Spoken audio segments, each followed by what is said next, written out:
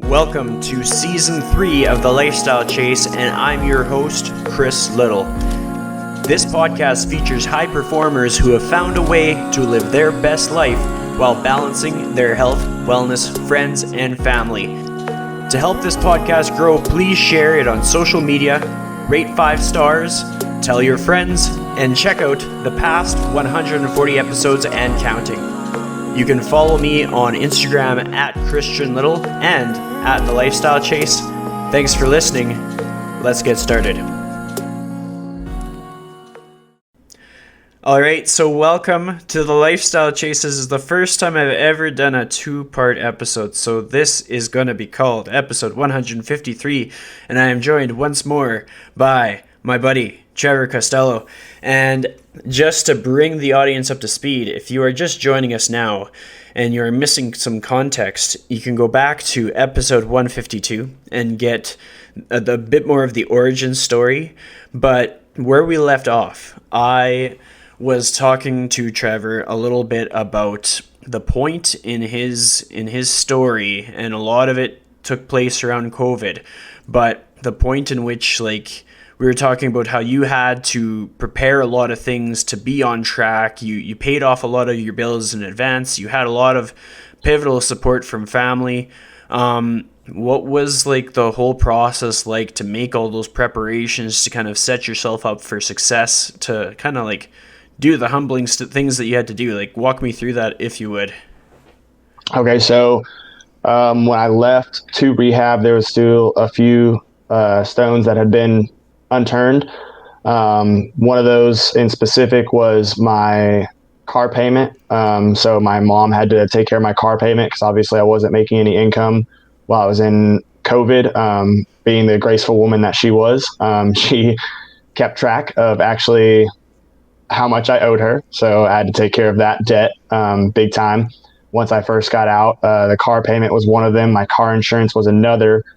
Thankfully, I only had a month or two left on my insurance, so we only had to pay that twice, and then we just didn't reset until I got out and was back to driving. So there was at least a 3 or 4 week turnover there where wasn't any insurance. And then the biggest one was actually my apartment lease, which wasn't actually supposed to come up until November. But thankfully, because of COVID, it was just one of those things where we told the apartment, it's a little bit of lie. So hopefully none of them are on this podcast and checking it out and come back at me for that. But my aunt is actually a real estate agent, and one of my uncles is in law. So they were able to pull the claim that I was unable to make income, which wasn't a complete lie, due to COVID. So we were able to pay off my last month there, even though it wasn't a 60-day notice, pay off my last month. Again, that was something that I owed my mom once I got out of rehab.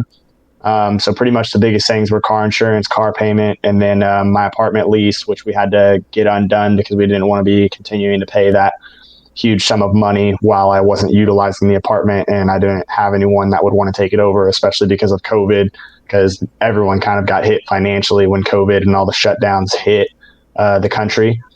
So that was kind of the first things that I needed to take care of. And for me, when I first left rehab, the place that they recommended to me was Kerrville, Texas, which is about an hour west of San Antonio. It's kind of in the middle of nowhere, and it's known for the 3 R's, ranching, retirement, and recovery. A lot of people that go to rehab facilities in the Texas area actually get sent to what's known as a sober home. And for those people that don't understand what that is or haven't had a lot of experience with the process, a sober home is basically somewhere you go where you're surrounded by 9 or 10 other people that also struggled with drug and alcohol addiction, and every single one of them is sober. They are pretty strict and tight on the rules. You have to be home by 10 or 10:30, unless obviously you have a job that keeps you out later.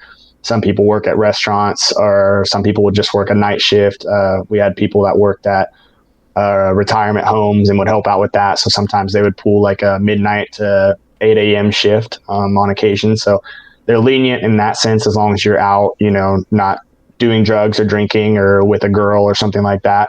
Girls aren't allowed at the house, so it kind of minimizes the distractions as much as you can. My mom paid my first month's rent when I was there, but once I got down there, I started working again. So I was responsible for my second and third month's rent.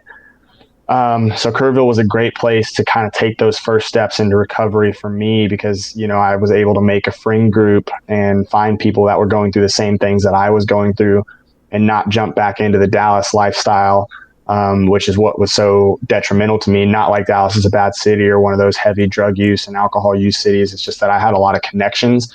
And at any given moment, if I wanted to open up my phone, I could find a way to get my hands back onto whatever it is I wanted to get my hands on. So for me, like I said, Kerrville was a great first step. The retirement factor was huge. I would go to about 4 or 5 meetings a week for Alcoholics Anonymous, Cocaine Anonymous, or Drug Users Anonymous, whatever it was. Bounced around a couple sponsors down there. I had one guy that kind of, if people are unfamiliar, there's a 12-step program. There's other ways to get sober, but the 12-step program is kind of the main one that Bill Wilson started off with in like the 1930s, and they adapted that from the Oxford solution, I believe. I forget what it's called entirely, but it was like it was something to do with Oxford and Cambridge. Some of those bigger universities had actually done studies on addiction, figured out how to get people sober, and it's basically around honesty and self-reflection. And they call it a spiritual program because you need to have a higher power, but it's not religious in the sense that it's going to be Christian based or Judaism or Hinduism or Islam or anything like that. But it kind of takes ties from all of those things. So again, that's when last episode I was talking about, I've read a lot of spirituality books and about finding inner peace and finding self-actualization.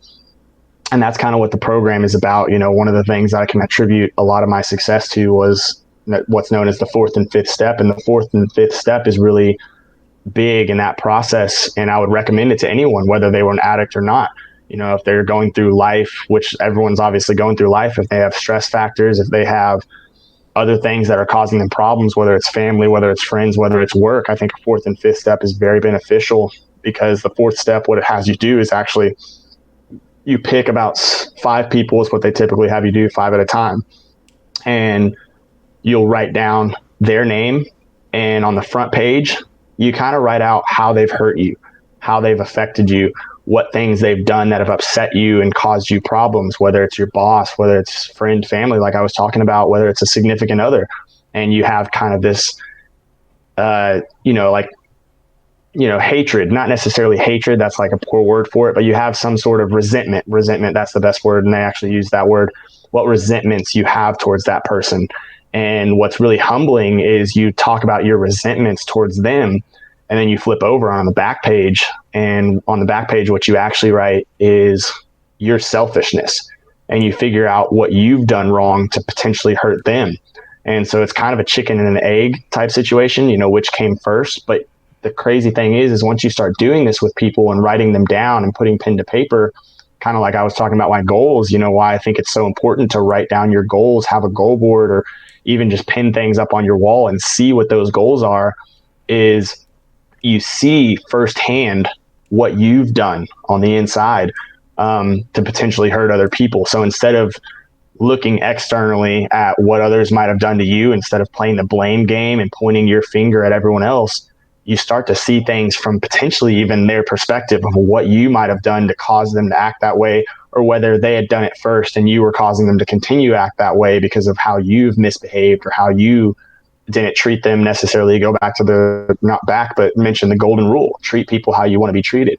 And you realize that you weren't perfect in the relationship entirely on your own. So if you realize that yourself, then you get to the 5th step. The 4th step is writing it all down. The 5th step is taking someone that's usually a sponsor. And when you're in rehab, you take a sponsor and then you choose a friend, someone that's going to be brutally honest with you. And I mean brutally honest, because the list that I got after my 5th step was crazy. I saw my own selfishness. I saw how I was using other people to my advantage. I saw how I was, treating people poorly. I expected more of others than I expected of myself. And that was kind of one of those huge eye-opening experiences. And they always say when you get to rehab, like, you might get to rehab and feel better after a week or two because the drugs and alcohol have cleared your system. But when you do the 4th and 5th step, that's when you realize not just a lot about others, but a huge amount about yourself. And it was really humbling. Like I said, so I took my counselor, and I had this one guy, I'll keep his name out of it, obviously, but he was a doctor and he was a brilliant man. And I think the biggest thing is I had resentments towards some people in my life. And I thought some of the people that I had resentments towards, he reminded me of those people, but he reminded me of the best version of those people. And so I took him in there because I was like, not only has this man got some age on me, he was about 45, 50, and he was struggling with his own addictions, but he was a family man, had kids and everything, and was a great man. I was like, I had friends in rehab and some lifelong friendships, some people that I still keep in touch with every week. I'm just like on Sunday or Monday, I try to reach out and I'm like, how's everybody doing this week? Are y'all still sober? We've got a little group message with some of the younger people that were in rehab. And I'm like, y'all still sober? Y'all still killing it? How's life? Update me. And I'll kind of give them my brief update as well. I do that at least once a month. I did it early on, at least once a week. But, now I'm at the point where once a month, I'll usually check in and just be like, yo, I'm doing great. Are y'all doing great? Like, I don't want to make it about me, but tell me about y'all. And so I made some friends, but I knew this guy specifically. He's still my friend, and I still think very highly of him. I knew he was going to be brutally honest. And the process actually took about 2 or 3 hours to talk and read those lists off where you talk about, how other people might have affected you, who those people are. And then you talk about yourself and how you have affected them. And then in turn, how you've affected yourself by creating these problems in a sense. And so what happens during the 4th and 5th step is you're reading it to them during the 5th step and they'll stop you. They'll ask you questions. They'll get more insight because you're not going to put everything on that one piece of paper. They'll get more context because context is key here. To try and understand things. And then what they've got is their own list of paper where they're writing down your fatal flaws, basically how you've hurt yourself, how you've hurt others, and what you need to fix. And then after the 5th step, you go into the 6th step of these 12 steps. And the 6th step is to take that list and everyone leaves the room. You find a quiet place. You can play meditation music if you want. I had no access to phones or technology, so I was just kind of quiet on my own. And you meditate for an hour. You don't have to do a whole hour. You can do 10 minutes. You can do 2 or 3 hours, whatever works best with you. It's all different depending on the individual. But for rehab, especially, they would lock you in the room and you would have an hour. And I kind of read over the list for about 10 or 15 minutes. And I was just like, wow, like as eye opening, like I kind of knew those things, but I hadn't found the ability to really tell myself those things, even though I knew them internally. So it was kind of really important to hear it from an external source that they were like, we can confirm that you're an extremely selfish individual. And here's why we believe you're a selfish individual. And it was eye opening, and you can't take it personally. You just cause it's your words. They'll write down examples like, because you did this, this shows that you're an angry person. Because you did this, this shows that you're selfish. Because you did this, this shows that you were really out to get this from someone and you weren't expecting anything and you weren't expecting to give anything return. And relationships are all about the give and take process, as we both know, especially in training and coaching and, in anything in life. Like if you're an accountant, for example, like you're giving someone advice for how to handle their taxes and handle their money. And they need to give back that they're listening to you and responding to what you're giving them and those feedback and those advices and those tools that you're giving them to succeed. So I'll kind of relate that to something besides training, because it's obviously just a lifestyle podcast.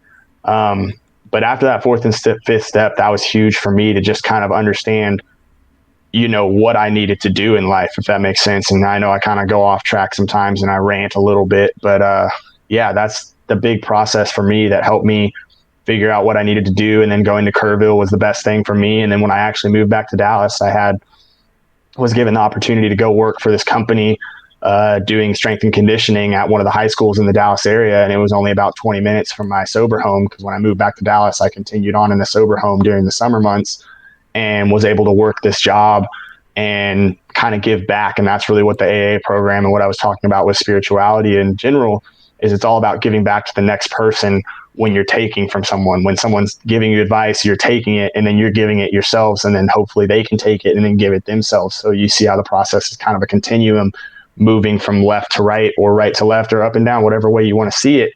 It's all a chain reaction of giving back to someone else. And for me, it was getting back with kids, training, giving them my experience, my understanding, my knowledge of training, nutrition, and the psychological factors that affect them. And then just being able to overall mandate that process and kind of mediate it, if that makes sense, being their middle ground factor. Like obviously we know what goals we had to accomplish during the summer, and we knew how to get there, but I had to tell them how to get there and make sure they were doing it and then get them to accomplish their goals. And it kind of showed me not only how I could do it for someone else again, but how I could do it for myself. And then at the end of the summer, I ended up moving back in with my mom, and kind of in the middle of nowhere, limited distractions. I really love it out here. It's perfect for me. I get my gym time, I get my school time. And then on weekends, that's when I go back into the town that I was raised in. And I have some great friends out there that offer me their home, and I can stay there whenever I need to. And I'll go into town on weekends. And that's when I decided I wanted to get back into training my younger athletes and my soccer players specifically. And that's kind of my target audience at the time being. Well, I mean, that's important context. I like how you kind of went through all the steps, because, like, a lot of people think about just rehab and that whole process, and it's kind of unclear. Like, I mean, you open my eyes to what that process is like, and a lot of it is pretty easy to understand. Just like a little bit of introspection and reflection, just like taking time to sit with your thoughts is tough. It's a lot of tough effort, tough work, but it's a game changer, and it's going to be a different situation for everybody. But I'm sure there's a few people that would see value in like the experience that you went through. Something that really stood out to me with your story that you shared on social media was like the moment in which like did your brother offer to like pay for your rehab? Like how did that happen? Like tell me a bit more about that. So I'd actually seen a drug counselor since I was about 15 or 16. I'd gone to him a couple times, mainly for anger management, actually. Obviously, his specialty is drug counseling and trying to get people sober in that sense. But my parents had kind of correlated my anger to my drug use and alcohol use, because as I mentioned in my story, I got busted a couple times. And I saw him for a small stint there when I was actually first getting sober, when I was about 21, 22. And the problem with me then was I was like, I'm only 21 or 22. I can't be an addict. Like, I wanted to get sober for a brief period of time, but the reason I wanted to get sober was to learn how to control my alcohol use and my drinking. And that's the problem, is I stopped seeing him. And then when I first started using again, I thought I had it under control. I was like, okay, I'm only drinking on Friday nights, or okay, I'm only drinking on Friday and Saturdays. And, I smoke on like a Tuesday or Wednesday night. And then it, just like I said earlier in the last episode with my usage, is it was always going to pick back up where I left off. So very quickly I got back into the daily usage. And as I mentioned in my drug story, it was an Adderall to wake up every day. It was smoking throughout the day. As soon as it was, 1 or 2 p.m. and people saw it as kind of reasonable to drink, that's when I would start drinking. And then, I would drink all afternoon. And when I was drinking all afternoon, it was like, how do I stay energized while I'm drinking instead of just getting myself down? And that's when cocaine became a big part of the mix, where it was just like I always had some cocaine in my pocket, or I always had some in my car where I could grab it and use it if I needed to, whether it was the bathroom stall, whether it was a quick bump in my car or a couple bumps or whatever it was. And then by the time I got to the end of the day, I was like, wow, I'm exhausted. How do I get myself to go to sleep? And then it was a muscle relaxer. It was a Xanax or something like that would help kind of slow my engines down and get me to go back to sleep. And then I would wake up and it was the same thing every single day. So my drug of choice was not necessarily one thing over the other. It was kind of everything throughout the day. I had my schedule worked out around my drug use. And if I knew that something was going to be happening where I couldn't be using drugs, then I wouldn't do that thing. So for me, it was kind of just that tough process. And bringing it back to my brother, when everything shut down, I went and saw the drug counselor, and I lied pretty much about everything. I was like, I've used cocaine a couple times, and I took a Xanax like a month ago, and I haven't stayed using it. I still smoke 3 or 4 times a week, and, I'll drink once or twice. And I lied about everything. And he pretty much read me like a book. He knew I was lying, and he just told me straight to my face. He was like, there's nothing I can do for you anymore. The only way that you can get better from this disease and these problems that you have is you need to go away, and you need to go away for quite some time. Like, you need to get away from this, because this area, this lifestyle, these people that not that they're bad people or bad friends, but really just connections for drugs. And even those people weren't really bad people. I'll never say anyone's necessarily a bad person. It was just that I was in control of myself, and the control that I had over myself wasn't over myself, because the drugs and alcohol had control over me. I knew that I was susceptible to doing them whenever I could, because that's really what gave me energy and gave me life. It was just looking for the next best high. And so when he told me that, my mom and I actually drove around to a couple different rehab facilities in the area. And when we were looking at them, I was sitting in the back of the car driving to another place to check it out. And my mom turned around and was like, just so you know, my younger brother, who this was the part that kind of broke me down, is like, I see myself as the older brother. You know, I guess there's always toxic masculinity and all that stuff going on these days, but I didn't see it as one of those. And I still don't. I see if you're the man, you're kind of the protector and the security. And especially if you're the older brother, I should be my younger brother's keeper. If he needs something, I should be able to offer that to him, not the other way around. And it's always one of those things that kind of chokes me up a little bit when she turned around. She was like, just so you know, we know this is going to be expensive. We know it's going to cost some money to send you away for some time. Jonathan, sorry, I didn't mean to use his name, but Jonathan's my younger brother. And just like I talk about my mom, you know, he's my younger brother and he's definitely my keeper in this situation, has offered to empty his bank account and use his tax return to pay for whatever it might be, your apartment, your car payments, your insurance, and to help support you getting into rehab. Whatever it is that he can do, he's willing to pay every penny to do that. And that's when I put my head in my hands and I just started crying. And I was like, Mom, wherever you need to send me, as long as you need to send me there, just get me out of here, please, because that should not be a situation that he should ever have to be in. And that's the moment that spoke to me. So I can kind of attribute him a little bit, if not a lot of it, to being one of my saviors in this situation, because he did what he needed to do to help get me away and save my life. And when he did that, that's the moment that I knew I needed to go away, because I should have never, as the older brother, put him in that situation where he needed to offer that. And by putting him in that situation, I felt like I let him down a lot.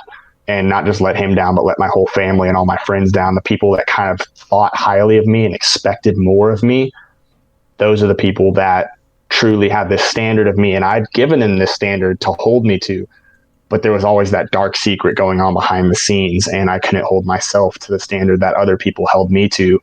And going back to it, that's what the fourth and fifth step really showed me. But yes, when my brother offered me all that money to take care of me, that's when I was like, I need to go.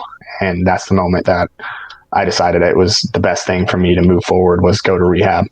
Yeah, well, I mean, it's important to highlight like the value of just the little things that we can do to support one another, be it friends or family. The things that we say make a big difference, and sometimes it impacts like a lifetime worth of change. Like, for how pivotal that little moment is, it's very worthwhile to say what's on your mind, even in the heat of moments. Like, sometimes it's just we don't realize how much influence we have on another person.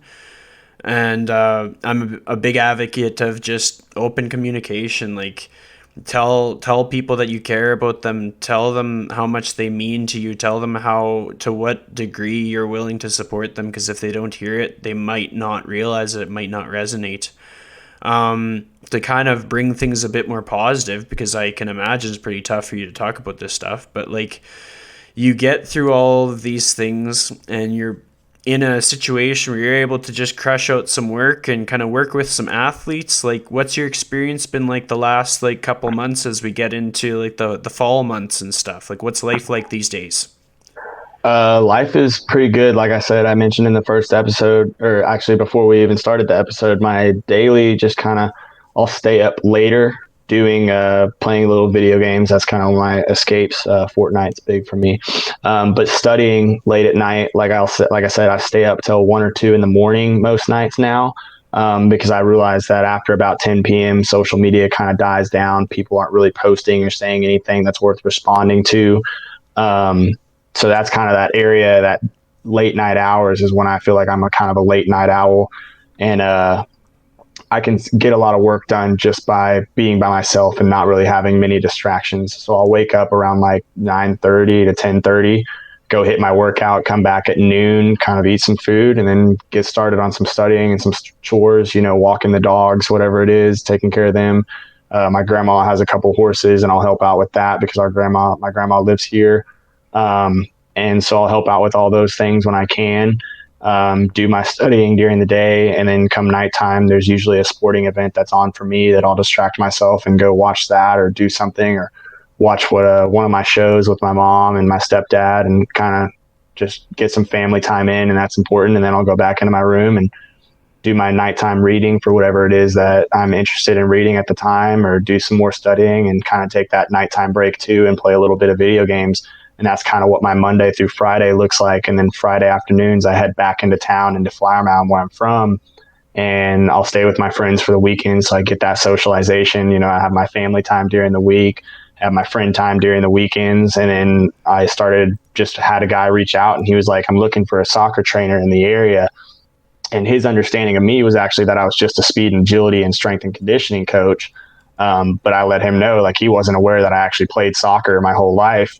And so I told him, I was like, I'd love to train your son, because, that's my thing. Like, I actually coached soccer up in Arkansas for a 6-month stint with one of the Sporting Arkansas teams. I was working on the academy there, and they're a branch off of Sporting Kansas City. So that was a great experience for me up there to kind of work with a branch of a professional club. And like I said, just get that experience and learn how to coach myself. So when I took that over, I started off with one athlete, and he suggested it to someone else on his team. And then 2 guys rolled in.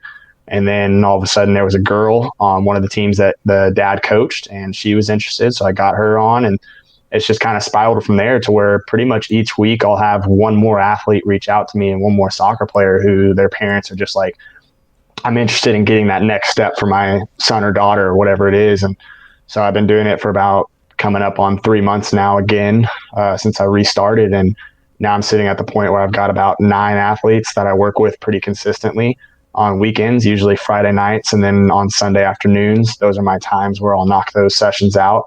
It's a good place for me to be. It's not too much of a distraction. I'm not doing it during the week, which allows me to have that school time, because I need to be focused on that. And then even this on Thanksgiving break, the club that I work with, most of their athletes and most of their players, or most of my players, have come from, they reached out to me and they were like, would you like to run a speed and agility and soccer skills camp? And I was like, I'd love to. So we're going to run a camp, and our goal is to have about 30 athletes there, and then kind of piggyback that into, at the end of each day, just be like, if you're interested in working with me and continuing to work with me, since I'll be running the camp, find me, get my number, get my email, contact me. And hopefully after that, I'll have about 15 or 20 athletes that consistently want to work with me on Fridays and Sundays, and then probably even start off some Saturday morning stuff, since we'll be in the off season for soccer season coming up halfway through November, I guess right about now. My goal is to pick that up and get back up to 15 or 20 athletes. And, it's just one of those things that I mentioned in the first episode. It's one day at a time. And one of my favorite business quotes that I heard, I'm going to butcher it, but it's something like, if you think small, you'll get bigger than you'll ever imagine. But if you think too big, you'll always stay small. And for me, that was kind of what held me back, is when I was the head trainer at my facility. And then even when I was running my own training business, I kept thinking as big as I could. I was like, how do I get to work with this entire league? How do I get to this next opportunity that's going to give me 100 or 200 athletes? Because the goal wasn't always necessarily what I can do for the athletes that I was working with. It was more of, that's going to be where the big bucks come in. And that was kind of like at the front runner of my mind. And that was my primary focus. I wasn't focused on coaching or training. I was more focused on, how do I increase the income?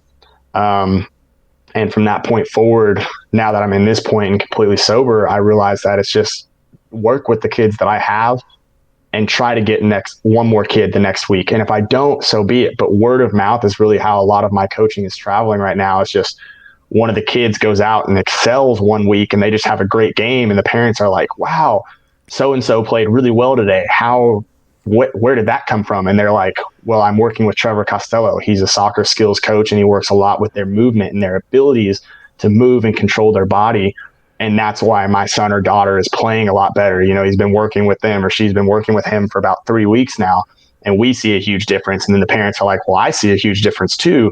Now I want to get involved, because I want my son or daughter to play at that level and kind of excel their skills. And so word of mouth has been huge for me. Obviously, I'll try and post some videos on Instagram or Facebook, but honestly, I haven't had much success with that, with getting my name out there and showing that I'm doing a whole lot. But it's just been word of mouth, parents and kids going out there and showing their skills. And when they show their skills, one other parent reaches out, and the parent that connected me with them will reach out and be like, hey, so-and-so is going to reach out to you. They're interested in their daughter or son, and this is their age, and this is the team they play for. and they'd like to work with you on weekends when you're in town. And all the parents actually know about my story and are friends with me on Facebook, and they've commented on it after sessions with me. They'll be like, I saw your story and I heard your speech, and that was absolutely incredible. It was amazing. I showed it to my son or daughter who's in high school, and they loved it as well. And it's great to hear that feedback and see that I'm kind of having that impact that I'd like to have, and feed into that to where, I might not see how it actually affects them, but maybe 5 or 6 years from now, whatever it is that they're doing in life, they can look back and say, who really helped change my perspective on things was Trevor, Coach Costello, whatever they want to call me or whatever they go by. And that's when I'll see the long-term impact. It's kind of one of those things. It's like an investment, it's not a short-term investment to work with some kids, and it's not a short-term payout. The long-term payout, not necessarily even financially but it does, there is a little bit of financial because it is a business for me.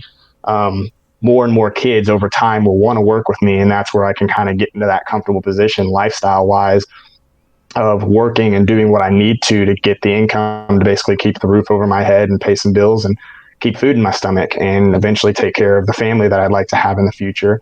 But it's just that word of mouth, that kind of travel, but it's just the long-term payout is what kind of effect and impact am I going to have on these kids? Because that's what I want to see the most.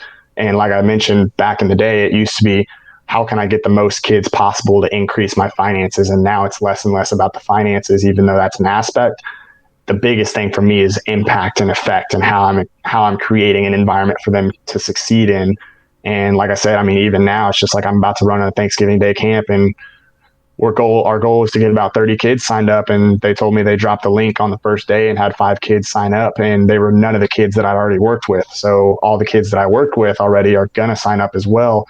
And then the rest of the teams hopefully follow suit and are like, let's do that during Thanksgiving break because we have the time to do that. And for whatever reason, we'd like to work out with this guy, and then hopefully go from there where more parents and more kids are interested in sticking with me long term, even if I'm only coming into town on weekends and they want to see me, so I can kind of create more business opportunities for myself. But that's, business is business. Obviously, this is kind of my lifestyle and how I want to make ends meet. But it's bigger than that for me. It's what kind of the impact and the effect. And I know I've mentioned that a couple of times, but that's the biggest part for me is how can I affect these kids' lifestyles, not just on the soccer field, not just in other sports that they're playing, but how I develop them as a human and into the men and women that they'd like to see themselves become one day. Or maybe they don't even know what they'd like to become one day, but use the principles and the rules and share my values and beliefs and expand on that and create their own.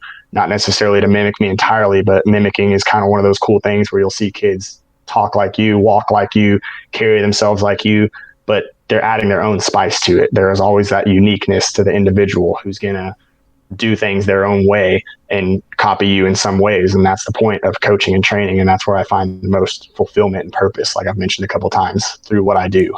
Everything that you just said is exactly what's going to get you shout outs on people's podcasts in the next decade.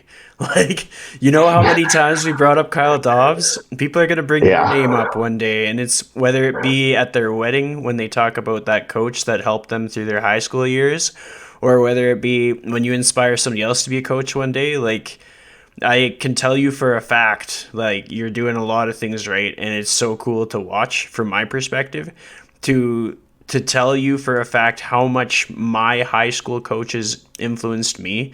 And I never did sport at a very competitive level. And so that tells you how little contact you have to make in somebody's life.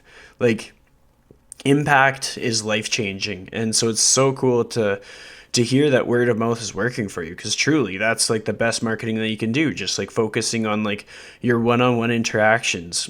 Something that stands out to me, especially in the year 2020, is treating every single person that you interact with as though they're the only person in your world in that moment.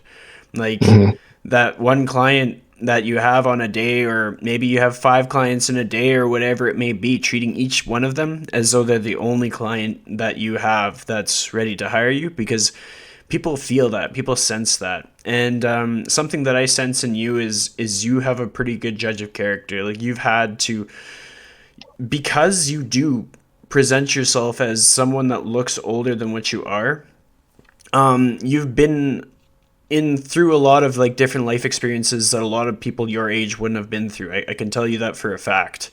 And my guess, my gander here is that you're probably pretty good at judging people's character in a short amount of time. And I know that I'm just assuming it, but what stands out to you most when you're meeting somebody? Like, what are the qualities that make you think, okay, like this person is going to be invited into my room, as it were, or like this person is someone that I want to keep around? Like, how do you sort of develop your friendships moving forward, or develop who you want to be surrounded by?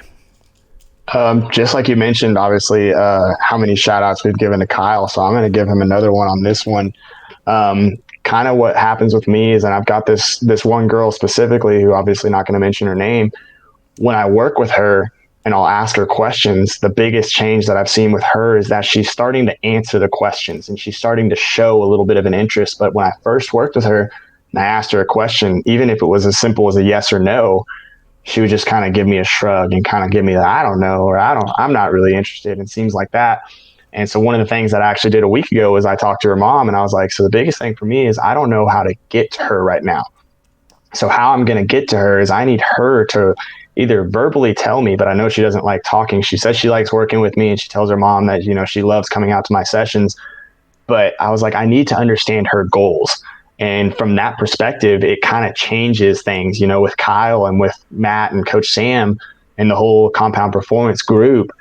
The thing that they do first is that disc assessment. And it kind of allows me to understand things from their perspective. And I think that's the biggest thing, is because like you might see someone, like I said, or like you said, being able to judge their character and see that, I could just read them like they might not be that interested and just choose to not work with them. But I don't want to be at that point. Like I want to work with as much people as I can and influence as much people as I can. And the best way that I've learned to do that is what Kyle has taught me, is he's like, you need to understand things from their perspective. And then when I understand it from their perspective, I can kind of cater what I'm doing and the processes that I'm creating for that person to help them succeed. When I'm first working with someone and I realize that they're not having much of my style, my concepts, and the things that I do to help achieve goals isn't working, that doesn't mean I'm a bad coach. That doesn't mean that it's an ineffective style or an ineffective concept to try and use. It just means it might be ineffective for that individual. And especially for me working in group sessions, it's kind of difficult because it's not based necessarily on the individual. It's based on how the whole group will succeed. And for me, one of those things is, even in my girls group, I told the parents, they're my youngest group and they're usually about 10 years old.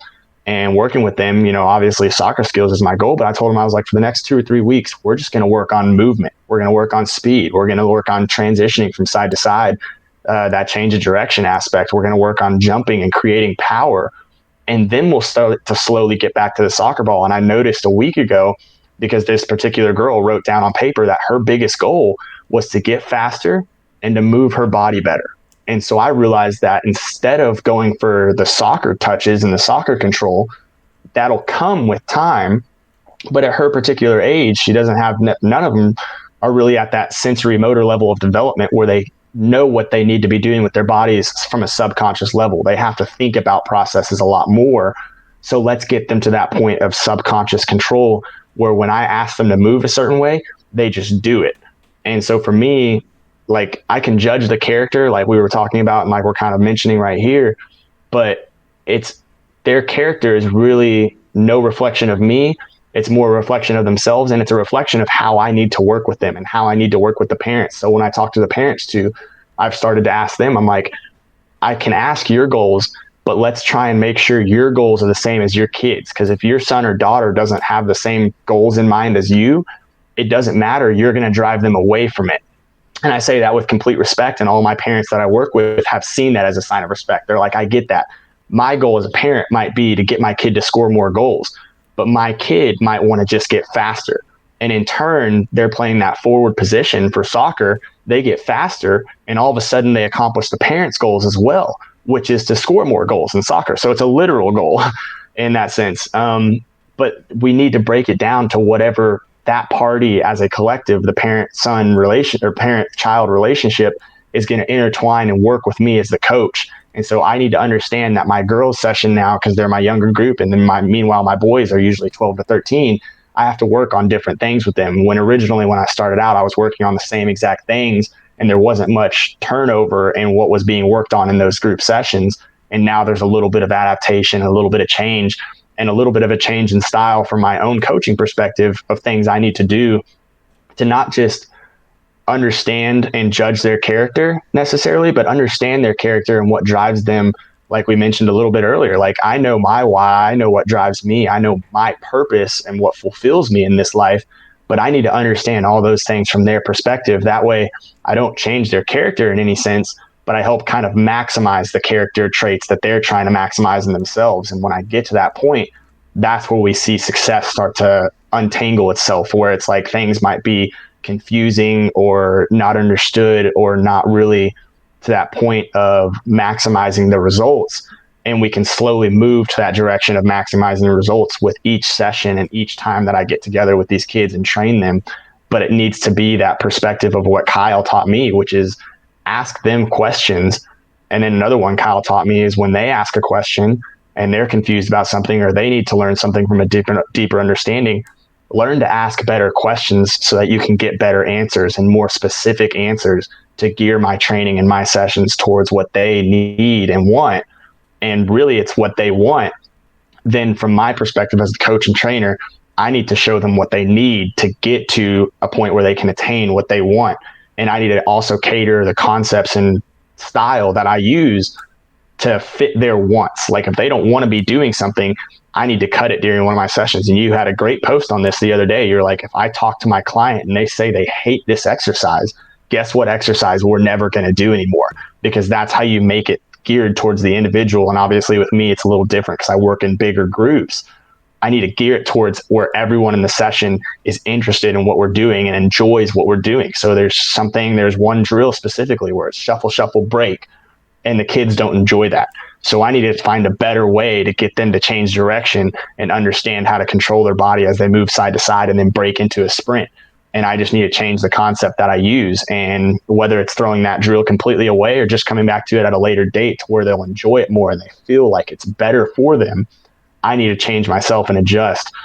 Because once I understand their character and what drives them and their goals, which is, again, that thing that Kyle taught me the most, or not the most, but he's taught me a lot, obviously.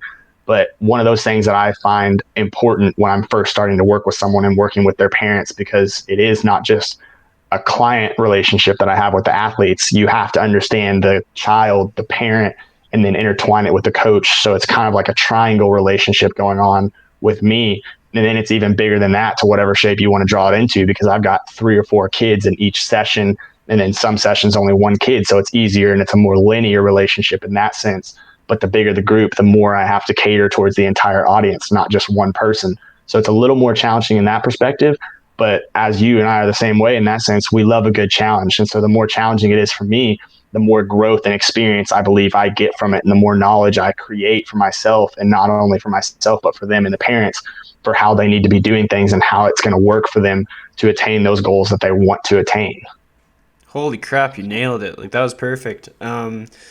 Something that I want to like get even more specific with is just like social dynamics. Like, let's use the compound performance group as an example. Like, everybody from quarter 3. If you're describing people, what are the things that you describe about them first? Like, what stands out to you most about a person's character? For me, that's kind of an open-ended question, so I love it in that sense. But it's really just, it depends on each person. My good friend actually always tells me, she's just like, I've learned something from you. She's just like, every time I ask you a question, the answer is always, it depends. And I'll start with that because I don't want her to think things are always so clear. It's not always like when you're taking a test in school and someone asks you a question, and it's A, B, C, or D. What I tell people is, I think it was an Einstein quote actually, is where he's like, knowledge is everything you have left after you forget whatever they taught you in school.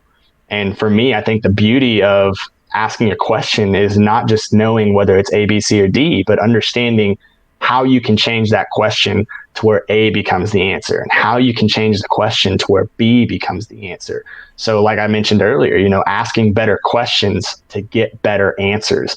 And for me, with each person, when I come across them and, in the Q3 mentorship and every mentorship they do, everyone posts their little bio. And when you read those bios, you get to see things from their perspective, because it's uninterrupted. You're not talking with someone. So it's not like a conversation in that sense. You're just it's as if we're in a podcast and one person's literally just telling me about them. So I see kind of their past, their experience, and then their strength and their hope. Kind of their strengths are whatever they want to highlight, and then their hope is what they hope to get from the compound mentorship, which is, you know, how they want to change themselves, how they want to see themselves change, and what they want to take from it. And with each person, it's a little bit different every time. The principles are pretty much the same. You know, I've got experience in coaching. My strength is that I'm really good at coaching this way. And then my hope is to get better at coaching other ways, or, you know, how I connect with my clients or how I connect with my athletes or whatever it might be. It's always different for each person. But I think that's what kind of builds that experience that you get with each individual. And for you and me, it was one of those, just like we both got reposted on Kyle's story one day and I followed you, and you and me just started messaging immediately, and we started talking about the AMRAP program. And I realized that you and I both have same goals from our own goals, what we wanted to accomplish with the AMRAP program, how fast we wanted to get, how much we wanted to accomplish, how strong we were, how strong we wanted to become. And I realized that I resonated with you in a lot of those areas. And that's what kind of built that competition, that competitive nature that you and I built with just that 2 mile, 3 mile, 4 mile bike competition. And obviously I think you won that for now. You know, I'm going to catch you here in the future. Don't worry about it. But it was fun in that sense. And I realized that that's how I'm going to connect with you. But for someone else, it might be a bench press competition, you know, and that translates to life too. It might just be a little bit of a competition, not necessarily the biggest one, but a competition of how much you want to learn, how much more you want to read than I do, or I want to read this and you want to read this, but how can we use what we're reading and what we're learning and the things that we do in our everyday life to move forward and both accomplish our goals. So it's a competition in that sense, but the person you're really competing with is yourself. So when I'm seeing what other people are writing in their bios and stuff like that in the mentorship, it's not necessarily me against you, it's me against me, but how can I use you as a reflection of what you're doing on myself? Like, how can I learn from you? How can I take what you're doing and gear that specifically towards myself, if that makes sense? And with each person, like I said, the individual is always going to be unique in that sense. And it's just cool to see what other people's goals and perspectives might be on what they've been doing.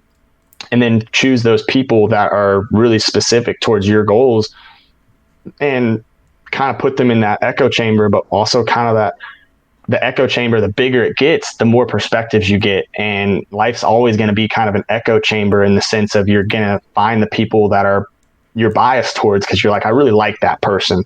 And so that's fine in that sense, but more towards the room metaphor, it's who can I add to my room to give me more of what I'm looking for, if that makes sense. And for me, there's the always expanding the room, not even necessarily switching the room up, but making sure there's room for everyone to always be added.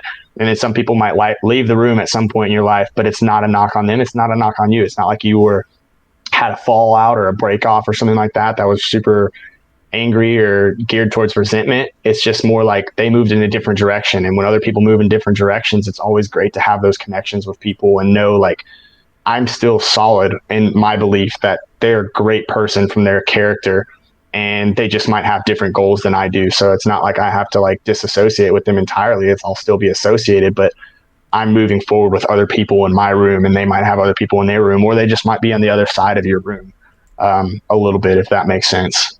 So when I'm judging character, there's really nothing that I'm looking for necessarily, because I'm looking at the individual, but I'm looking to see what their goals are, what their experience is, what their strength is, and what their hope is. And then that's how I know how to adapt myself a little bit to work with that person or to understand that person. So it's one of those I learned from rehab, actually, is when you share your story, share your experience, whether it's negative or positive, share your strength, which is also just basically like how you see yourself and what your advantages are. So that way I can also see not only what your advantages are and your strengths, but I can see your weaknesses. And I see you don't want to talk about certain things. So if I'm stronger in those areas, I can kind of give that feedback and that advice to you. And if I also realize that your strengths are some of my weaknesses, I can piggyback off of that. And then when I hear your hope, that's the final one, experience, strength, and hope. When I hear your hope, if your hope aligns with mine and my goals, then that's where we can really work together. If your hope is even different, how can I use you to help me achieve my goals and use what my experience and strength is to help you move towards accomplishing your goals? Well, that's like the perfect summary for it. And I liked how you took that question, because it gives me perspective. It just holds true to everything that you said. Everybody kind of has the power to elevate each other, and it's just about being open to kind of seeing our differences in our trajectories and where we can kind of lean on somebody else's trajectory to help our own. I just have to fix a glitch here in my feed here. All good. All right, so back on track. It's just crazy how much we can learn from the people that we surround ourselves with. And to kind of like segue us back into the trajectory of this episode here, because I've certainly gained a lot of value from like this conversation, and like that's obviously why you're on the show. But I'm going to pose a challenge for you, something that you're going to share with the audience, and it's going to be a challenge of the day. But I want you to draw from your experience something that would potentially have the greatest impact for the average listener of this podcast, something that you think might be kind of tough for people to do, but could facilitate the best outcome. So essentially, you're just going to frame it like this. You're just going to be like, your challenge for the day is, and just like let them have it. Okay. Let's see if I can do that off the top of my head. I'm one of those people that likes kind of drawing my goal, my outline, and then coming up with my final draft. So this is a little bit of a challenge for myself. For me, it would just be, as weird as that might sound, I'm going to piggyback off of what I learned in rehab. For me, it would be, my challenge is write down that one person or those two people, or even if it's 50 people, that happens in life. Find someone that you're like resentful towards, or someone that you feel a negative sort of thought process to. And it doesn't have to be that strong. It can just be like, I don't really like the way this person does something, and try to find the person that, is that way for you. And even write down what your resentments are, figure out what you're upset at them for, figure out why you're upset at why they do something. And then on the backside of the paper, it doesn't have to be the backside, talk about your own selfishness and things you might have done in that relationship. And even if it's someone you don't even know, talk about why you feel that way. Like, how is it selfish? Like, are they upsetting you because that's something you've done in the past, which is something I saw a lot with myself. Is I realized that I was upset with people because they were doing things that I'd done with my past. And I found out that I wasn't happy with them because I wasn't happy with myself doing those things, or currently doing those things. If I'm not happy with someone, it's because I do those things more often than not. And I'm just mad that they're a lot like me. And that's what I learned when I was looking at my resentment. So my challenge of the day would just be pretty much find someone, and it doesn't even have to be someone. It can be something. It can be your job. It can be your university. It can be anything. It can be TV or football, a football team, a soccer team, something that you're upset with. Figure out why you're upset with them, and then figure out the selfishness inside of yourself, why you're actually upset with them, and what you can do from your perspective to change how you feel about that person. And I think that's going to help provide a lot of growth, is just figuring out why you're upset at the person or the thing, and then figure out, or what you're upset about, and then figure out why you're upset. And then when you figure out why you're upset, you'll figure out how to change why you're upset to being why you're actually okay with it. And then you'll feel kind of that resentment subside a little bit. So that's my challenge of the day, is just figure out that one person or that one thing that kind of makes you change how you think and feel throughout the day, if you think about them, or you're around them, or you're around that person or thing. And then figure out what you can do from your perspective to change that kind of thought process and that mindset. And that's going to, I think, really help people out, kind of that 4th and 5th step style from rehab. And that's why I said, like, even if you're not an addict, like, I would recommend that kind of thing happening for every single person. So definitely, that's my challenge of the day. If you could give one piece of advice to someone on how to live their life to the fullest in the most authentic way, what would that piece of advice be? Take and give. Take and give. Take from someone or something or some experience that you've had, and give advice and feedback to someone else. Because like I mentioned earlier, it's a chain reaction. So think of things as a take and give relationship, or give and take. Nothing has to come first. If you're taking from someone, like I take from Kyle, and I take from you, and I take from several other coaches that I've come along with in the mentorship and networked with via social media, and try to give back. And after you give back, go take some more from someone else and then give it back. Find that next thing that can help you level up, and then in turn help someone else level up. So my best piece of advice would just be like take and give. Like I mentioned in the spirituality books that I've read, the one thing that remains true across every single one of them is that man is here to help other man. And obviously a woman is here to help other woman, whatever it is. I'm not going to be too politically incorrect in that, but it's just, that's one of the lines that spoke to me in one of the books, is just man is here to help other man. And that's what I've noticed across the board. So think of life as a take and give relationship. Don't take something and then hold it in and not give it away, or don't give something and then not try to take from someone else, because other people and other experiences and other things can teach you a whole lot. And the moment you're not trying to expand your knowledge and what you know is the moment that you're going to start becoming idle. And when you're idle, you're really just going backwards, because your ceiling of what you can become is always going to raise. But if you're not taking those steps to keep raising and meet that ceiling, then you're just staying right where you are. And as the ceiling travels farther away from you, you're just actually taking steps backwards, even if you're in idle position. So take and give. That's my best piece of advice. That's perfect. So with that, I'd like to thank you so much for joining me for 2 episodes in a row on the show. Anytime, man. I love being here. I love that you have me and everything like that. And hope you have a great rest of the day. And anyone who's listening can take something from this. So Perfect.